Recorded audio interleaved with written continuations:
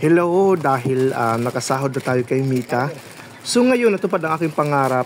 So ang aking unang pangarap bago pa man ang aking ibang pangarap ay makakain at makatimpla ng Milo at corned beef. So noon, sobrang pangarap ko talaga noong bata pa ako. Kasi hirap kami makabili ng ganito, yung Milo at saka yung corned beef yan. So kaya yan ang dalawa sa mga pinapangarap ko talaga na magkaroon. So ngayon dahil tayo ng blessing, so i-share na natin yung blessing na dati pangarap ko. Ngayon i-share na natin. So una kong binigyan ay yung mga bata sa village.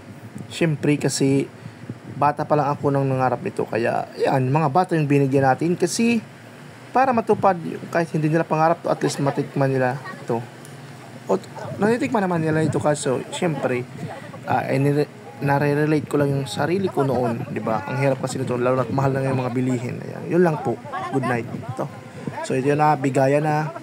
So pila-pila. So mamaya yung mga matatanda naman aking bibigyan, siyempre.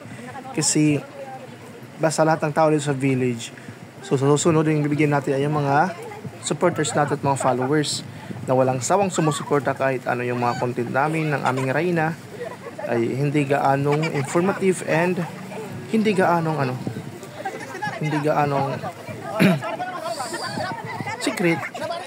So ang laman ng plastic bag na yan, o plastic labo, ay 4 pieces lang na Milo and isang pirasong corned beef. Yan. So kasi konti pa lang yung ating nasahod kay mates. So ngayon konti pa lang yung ating i-share na blessing. So sana masaya sila sa ating sharing the blessings. Yan. So ang saya pala, ganito pala ang feeling kapag nakakapag-share ka ng takauwi na dati pangarap mo, ngayon nabibili mo na, di ba? Kaya sa mga content creator dyan, huwag kayong magsawang gumawa ng original content kahit ano pa yan, basta original and advantage rin yung mga syempre informative, yung mga entertainment na mga vlogs, yung mga nakakatuwa yan. So kaya minsan, and syempre yung mga luto-luto rin, mga informative, yung mga may natutunan ka paano magluto din, di ba? Yun, or pang iba't ibang content na marami kang natutunan. Ayan. So di ba? So kahit pinapipila yan. So yun lang naman.